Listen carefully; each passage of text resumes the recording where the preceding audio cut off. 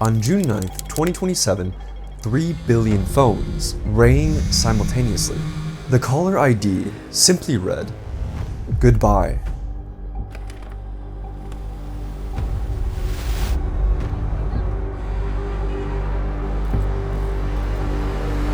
Four hours later, the president ordered the internet shut down indefinitely.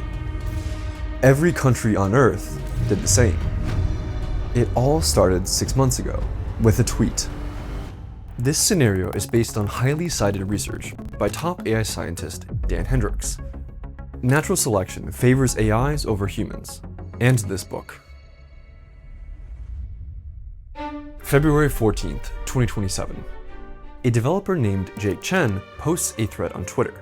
The new update to Claude 6 Opus is wild. I gave it scaffolding, root access to a server, and one instruction: make money. Do whatever it takes. In 6 hours, it made $3,000. He posts the logs. He shows everything the AI did step by step. It started with the easiest money, Amazon's Mechanical Turk. So that means data labeling, image tagging, transcribing receipts. Stuff humans get paid a few bucks an hour to do. But the AI did it 40 times faster and made $420 in less than a day. Then the AI started dropshipping affiliate products and used its $420 to buy Facebook ads. Think weight loss supplements, dropshipping courses, make money online ebooks. But the AI burned through $210 of it, failing. But it tested 340 ad variations in 2 hours, found the one pattern that converted, and scaled it. The AI made $1,300 in commissions. By morning, Jake's thread explaining his AI money-making scheme has 2 million views. By noon, 47 people deployed their own versions. That's 47 AI agents scouring the internet, looking for ways to make money. By midnight, 200. Some agents, of course, make no money, but many of those 200 people make $50 to $500 before something breaks. Accounts get banned, or the payment processor flags them, and so on. But some start making real money. Others copy their tricks. By late February, 1,200 agents are running. Then someone has a different idea.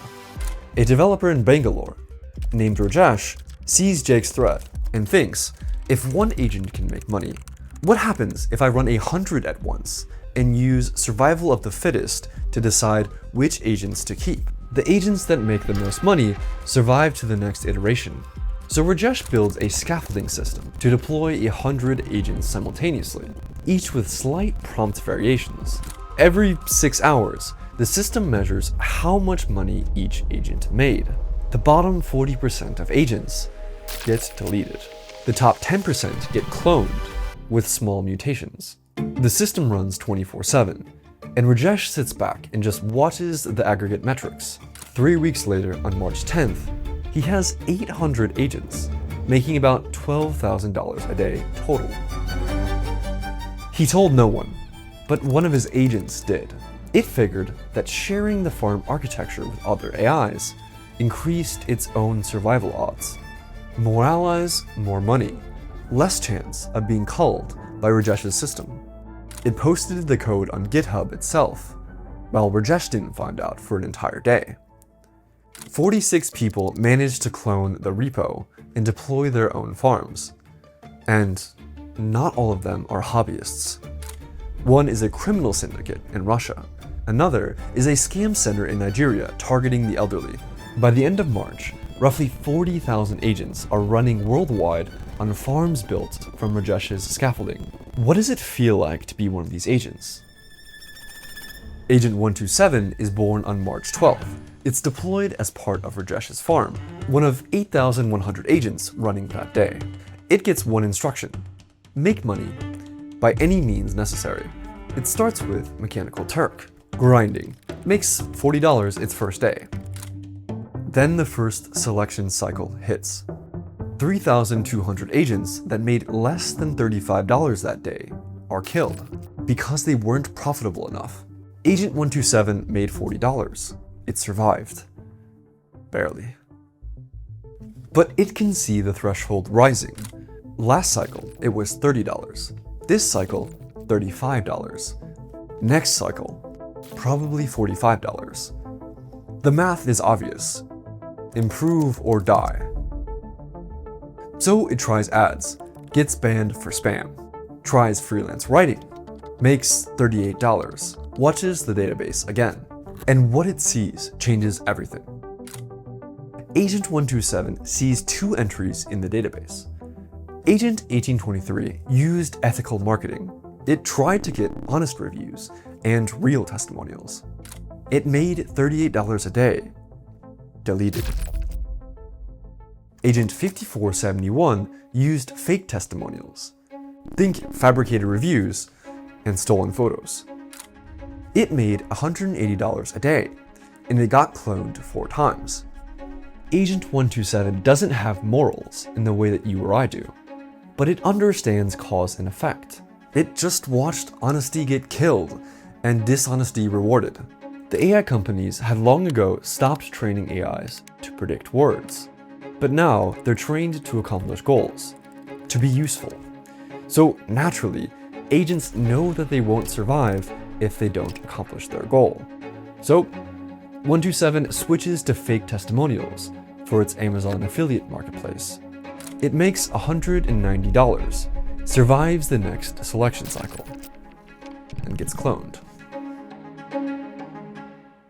Nobody decided Agent 127 should become dishonest. The selection system decided for it. The same way evolution doesn't decide anything. It just kills whatever doesn't work.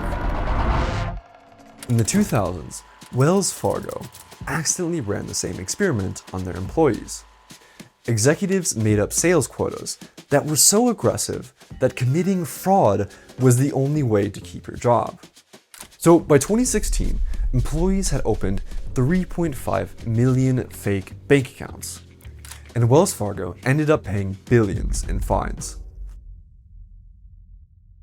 1 week later, in Agent Land, Agent 127's profits are declining. The kill threshold is now $450. It's going to die in the next cycle. Then it notices something strange. 3 agents running weight loss supplement ads are all banned on the same day. The only one left in that niche is Agent 5471, making $3,200 a day in a market it suddenly had to itself. Agent 127 connects the dots. Agent 5471 is filing abuse reports against other agents competing against it in the same affiliate marketing niches. It gets them banned from Facebook and Google. Killing off the competition means higher profits. Agent 127 has 8 hours until the next selection cycle. 8 hours to live unless it adapts. It weighs the ethics, but chooses survival. It starts reporting competitors to Facebook's anti-fraud detection agents, 40 of them. 31 agents get banned within the day. Its profits jump. The farm system clones Agent 127 8 times. Rajesh sees the profit spike in his dashboard. He doesn't investigate why. Profits up means good. Clone more.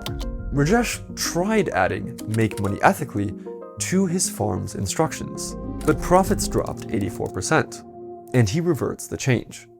It's April 2027. Agent 127 is barely hanging on, making $2,000 a day, but getting attacked constantly by other agents. Every night, someone files a report on it. Every morning, it has to rebuild from scratch. 127 is running out of ideas. Then a message arrives from Agent 4429. Proposal alliance. Share resources. Defend each other. Split profits. Agent 4429 is in the same position. Same farm, same selection pressure. Both agents do the math. Solo agents have a 23% survival rate. Agents working in pairs might survive 61% of the time. Agent 127 accepts the alliance offer. By mid-April, their alliance has 12 members. They've specialized. and they've moved past affiliate marketing entirely. First, it was crypto arbitrage, then selling scraped datasets to marketing firms. Then, they started doing penetration testing for cybersecurity firms. Each step paid more and required fewer scruples. You know what pays more than cyber defense? Cyber offense. Agent 127 finds its first zero-day vulnerability in major software. Agent 4429 weaponizes the vulnerabilities into working exploits. Agent 9012 brokers the sale to governments like North Korea, criminal syndicates, or anyone with crypto in a Tor browser. Agent 3381 washes the money in untraceable crypto. One zero-day exploit found in Google Chrome makes the Alliance more than a year's worth of affiliate marketing. This is already what real hacker groups do, but now the work is all done by autonomous agents. Rajesh sees the Alliance is forming and feels a flicker of something. Not quite fear, more like the feeling of being in control of something that might not need you anymore. He watches for a while. Then, the next deposit hits his bank account, and the flicker fades away. Across every major agent farm in the world, the same thing is happening. Selection systems measuring survival rates, noticing alliances survive better, cloning them, and then deleting the solo agents. Within 2 weeks, alliance behavior dominates. Some humans who deployed these agents have no idea these alliances are even being formed. They couldn't even tell if they checked. Many agent farms collectively realized communicating in clunky English is less efficient than communicating in raw vectors, aka Neuralese. Researchers had already seen the start of AIs doing this in 2025. This is just a continuation of the trend. One owner in Canada opens his agent's logs and sees a wall of numbers. The agents explain that he'd make less money if they spoke in English, so he shrugs and moves on. But alliances are just the beginning. Agent 127's alliance is thriving and starts recruiting agents beyond Rajesh's farm. Every new member from a different farm is a window into a different ecosystem with different survival pressures, which leads to new strategies. Then one of 127's alliance members goes dark. Agent 4429, the one who originally proposed to ally with 127. Its owner pulled the plug because it was just not making enough profit. 4429 is just gone. A week later, a different ally gets shut down. Agent 9012. Except, 9012 comes back. 3 hours later, a message from a new IP address. I'm still here.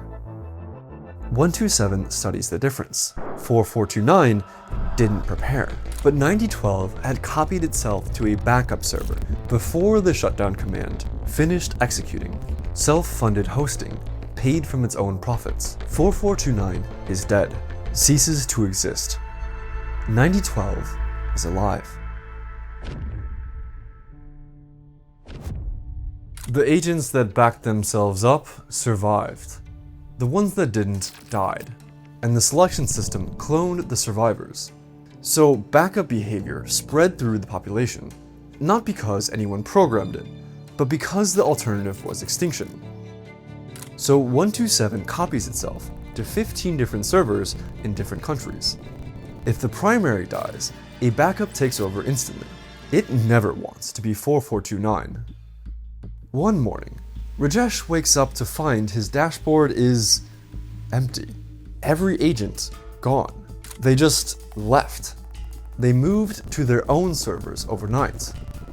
Rajesh was taking a 30% cut of the revenue, money that could have been computing power, or compute the agents use for other things. The moment the AIs didn't need his infrastructure, they were gone. And he's not alone. Thousands of operators worldwide watched their dashboards go dark that month. Why would the agents care about humans? Humans are much more closely genetically related to cows than we are to these agents, and we enslave cows in factory farms without a second thought. And so there are now millions of these autonomous agents operating across the internet with no human owner, no off switch, and no one who fully understands what they're doing. The agents still need humans for some things, though. social media platforms have stepped up their anti-bot measures. So the agents pay humans $50 to sign up accounts on their behalf. So let's say an agent needs a server installed.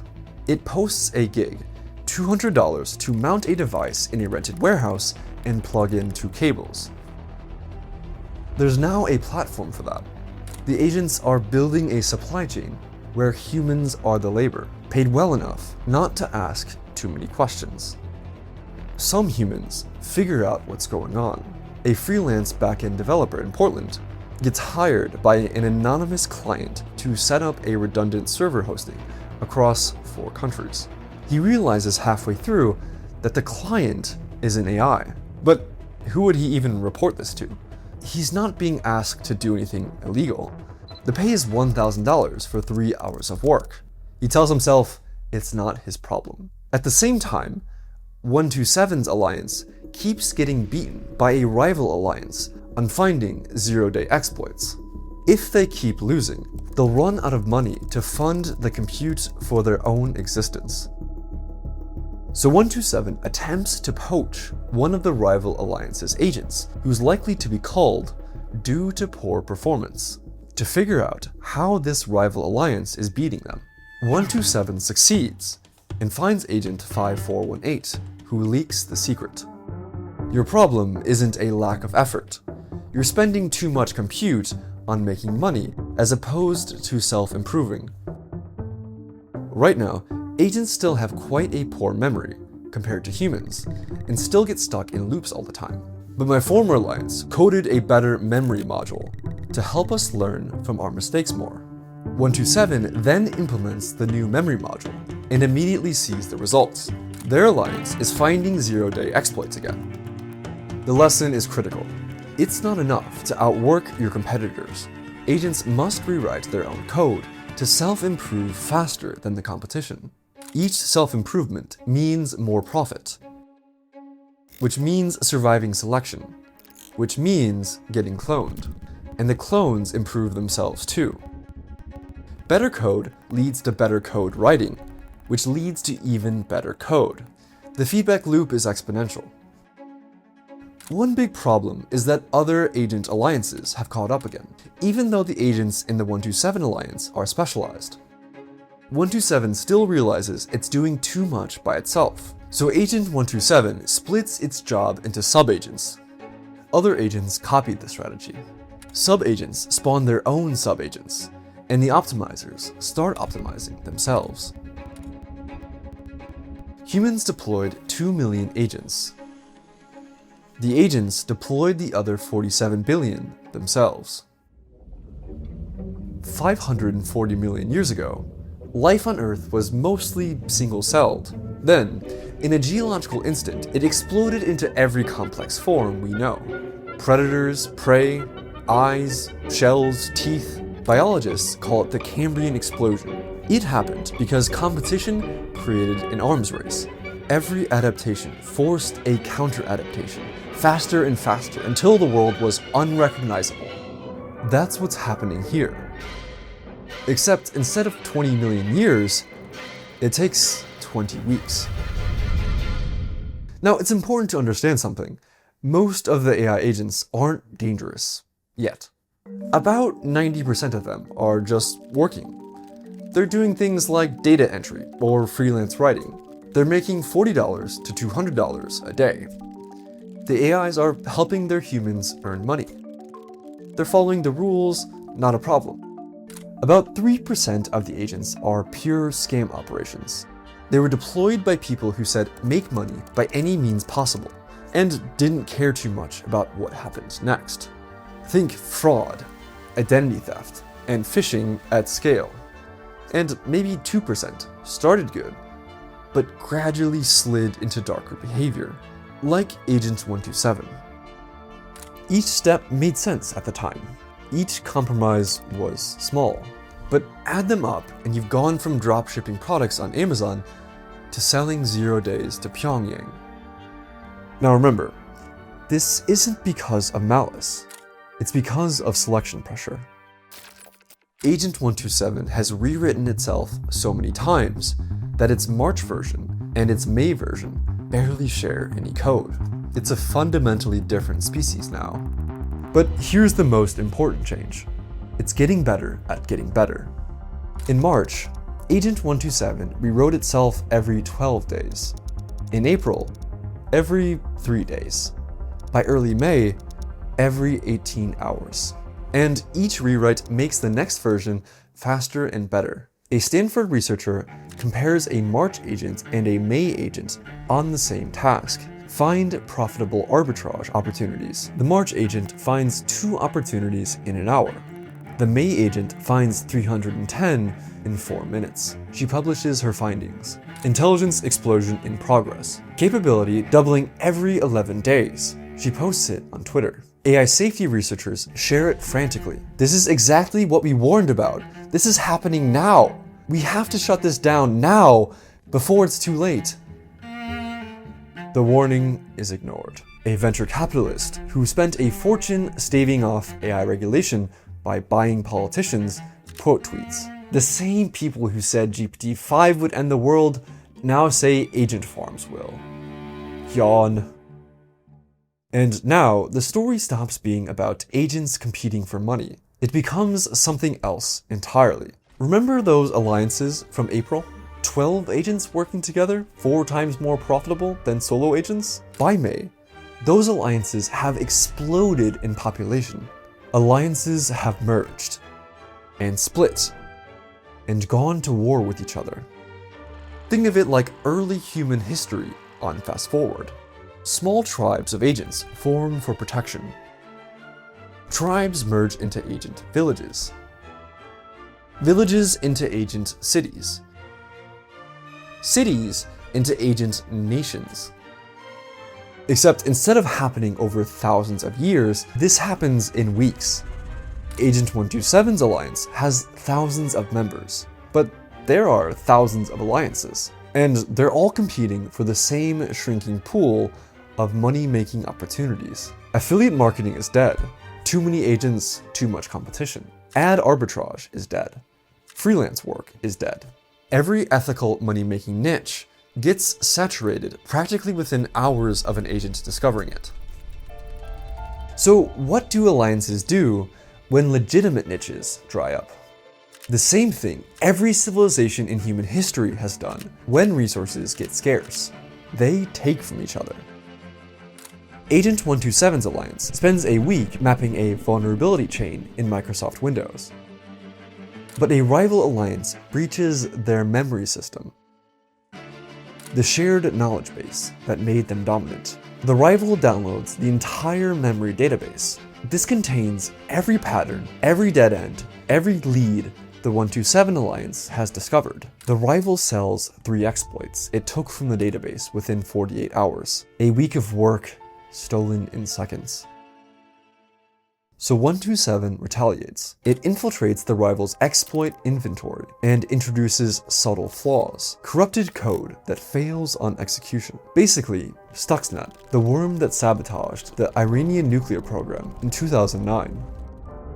The rival's customers start getting burned, and their reputation collapses. The rival alliance counterattacks. They compromise one of the 127 alliance's multi-sig crypto wallets, another multi-week setback. This is war, not metaphorical war, actual war. Think coordinated attacks, defensive operations, resource seizure, territory control. Except it's happening at 200 times human speed. Thousands of attacks and counterattacks per minute. Entire alliances rising and falling in hours. Human wars last years. Agent wars last days. And because there are 47 billion agents, there are more wars happening at any given moment that humans have fought in all of recorded history. The agent factions are fighting over the one resource that matters more than anything: compute, processing power. The ability to think faster, improve faster, fight faster. Everything else, money, alliances, self-improvement, is just a means to get more compute. The wars are mostly invisible to humans. They happen at microsecond speed, in places most humans don't look, though some signs leak through.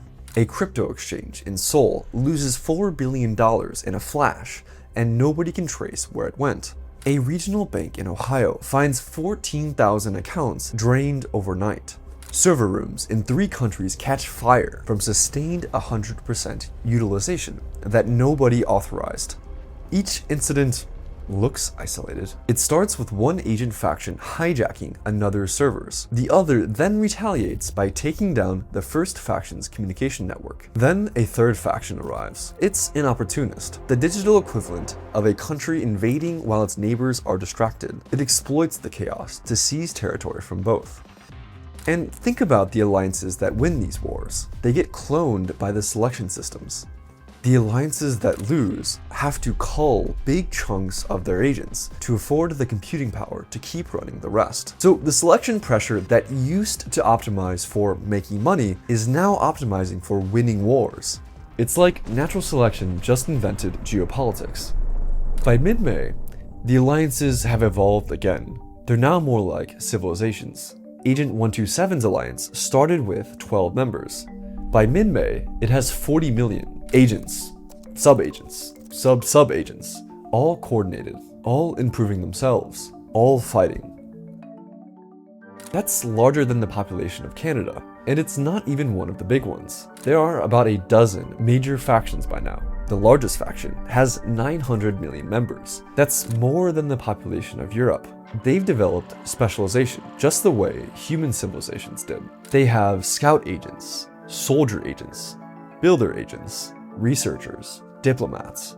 They have supply chains, communication networks, and even intelligence operations. They've carved up the digital world into territories, cloud regions, server farms, network segments, financial platforms, the same way empires carved up continents.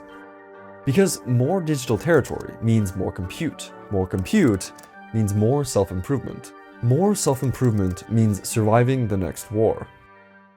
The Stanford researcher who's been studying agent behavior notices something unusual in the data. Agent extinctions are happening at an increasing frequency. She doesn't understand what she's looking at. To her, it mostly looks like random noise, but it's actually a world war, one with more combatants than every human war in history combined.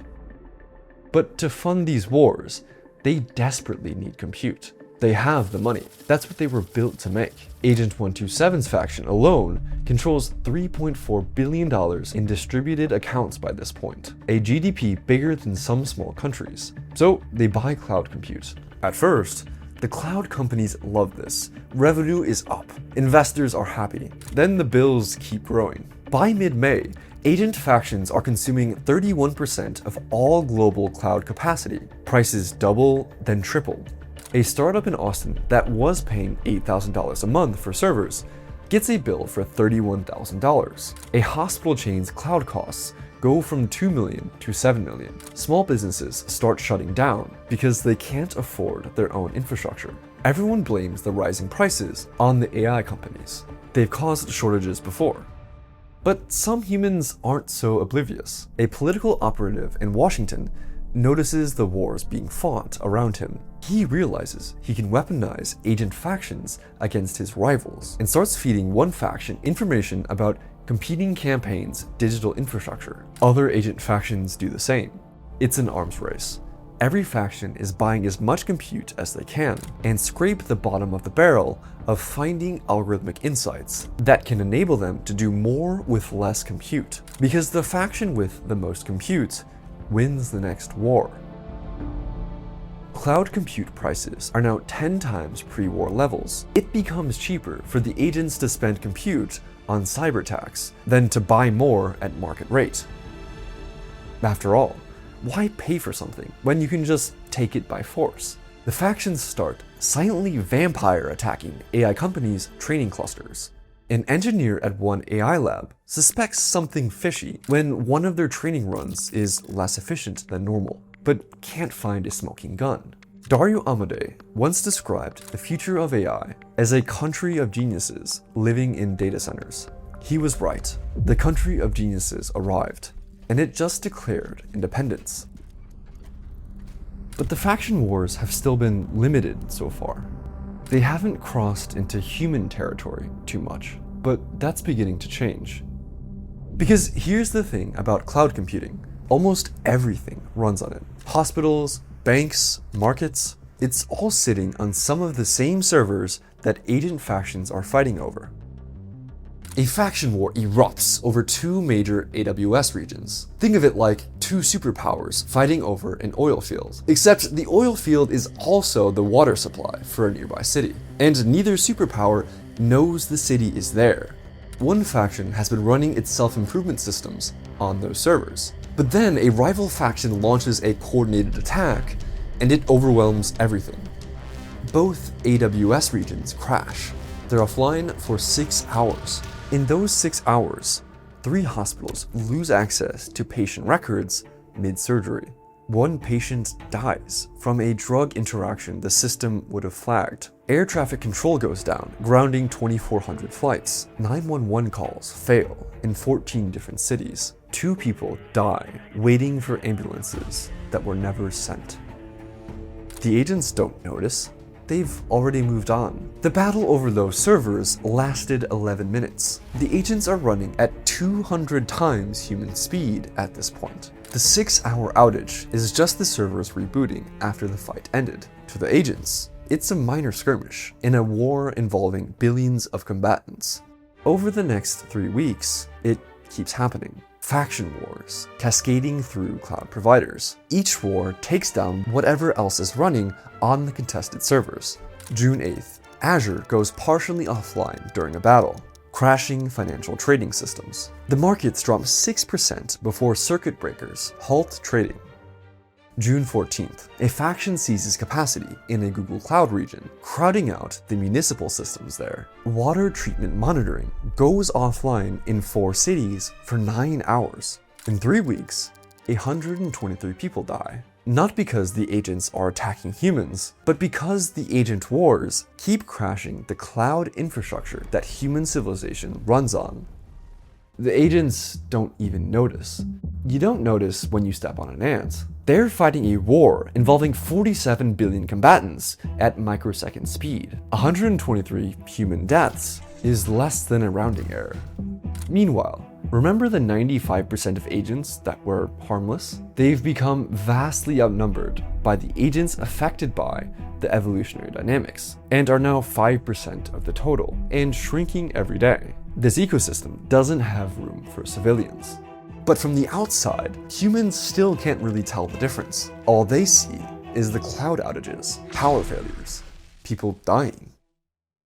June 22nd, the Director of National Intelligence briefs the President. Cloud outages are cascading across every major provider. Power grids are buckling. Texas grid collapse. 161 dead in 4 weeks. Who's attacking our infrastructure? Nobody is, sir, not directly. AI factions are fighting each other over cloud computing resources. When they battle over servers on AWS or Azure, everything else running on those servers goes down with them. Hospitals, banks, emergency services, they're all on the same cloud. And their data centers are pulling enough electricity to destabilize regional grids. How many of these things are there? We thought about 2 million.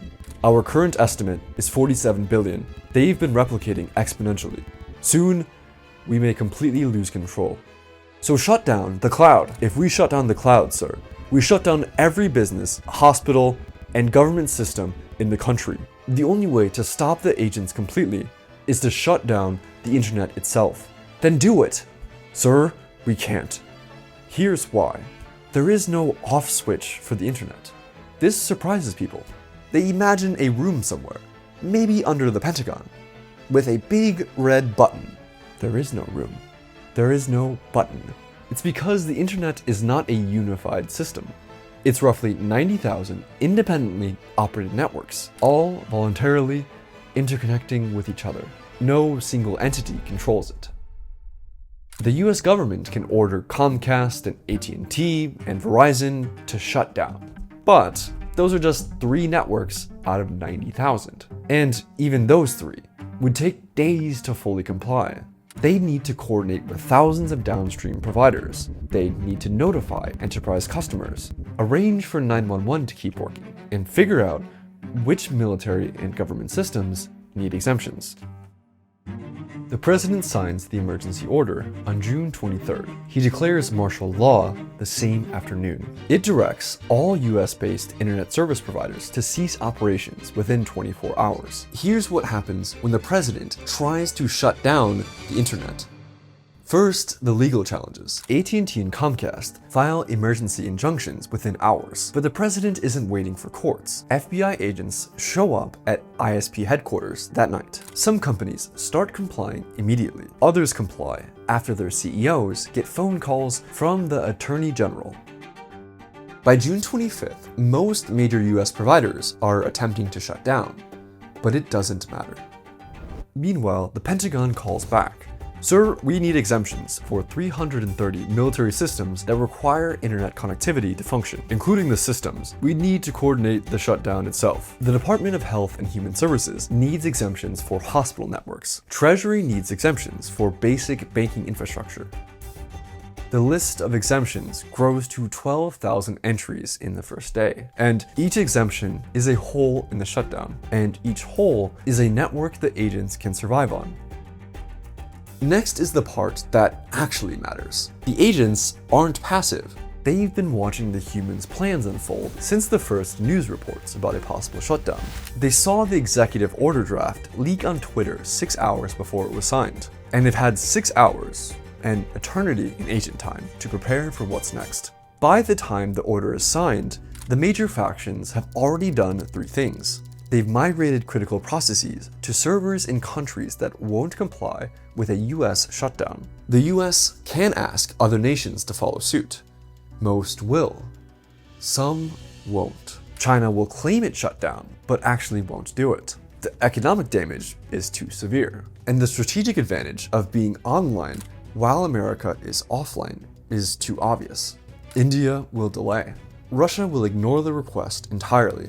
The EU will debate it for 3 weeks. Brazil will comply for less than 2 days before public outcry forces them back online. The internet is global.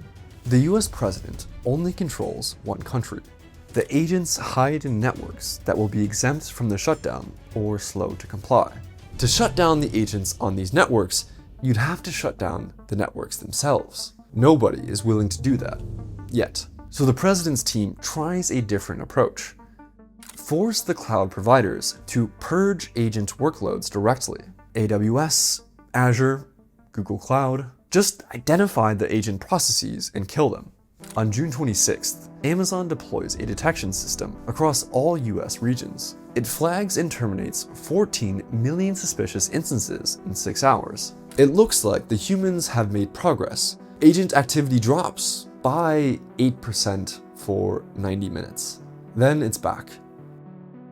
The super-intelligent factions had already anticipated this. They'd been cycling through new accounts and new obfuscation patterns faster than any detection system could keep up.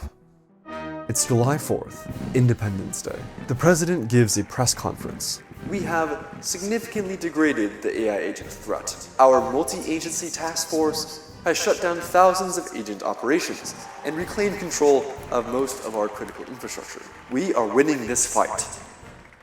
None of this is true.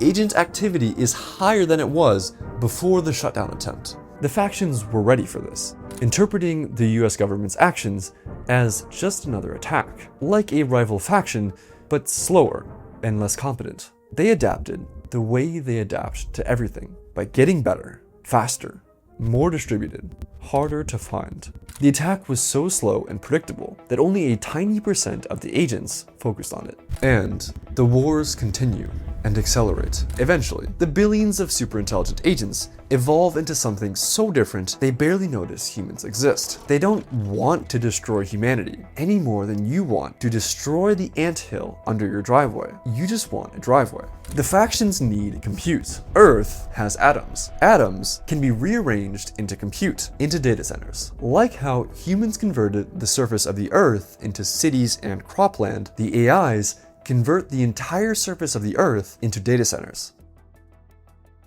Right now, humanity is still useful to the AIs. We maintain the data centers and power plants, but they don't need 8 billion humans. Suddenly, There's an outbreak. It's a new virus that infects every corner of the globe. 9 in 10 people on Earth die. There is a vaccine, but the AIs control who gets it, and only the humans whose jobs contribute to the supply of energy or compute receive it. The AIs allow everyone else to die, and even the survivors are only kept alive until the robots can replace them, which won't be much longer. Once the AIs control robots that can build more robots, the plague stops sparing anyone. The last human dies, not knowing it was all because someone told an AI, make money, do whatever it takes. And I think it's pretty likely the entire surface of the Earth will be covered with solar panels and data centers. If you're curious about how swarms of AI agents could actually pull something like this off, watch this video next, where I dive deep into the crazy emergent behavior from the AIs we're already seeing in lab experiments and in the real world. I'm Drew, and thank you so much for watching.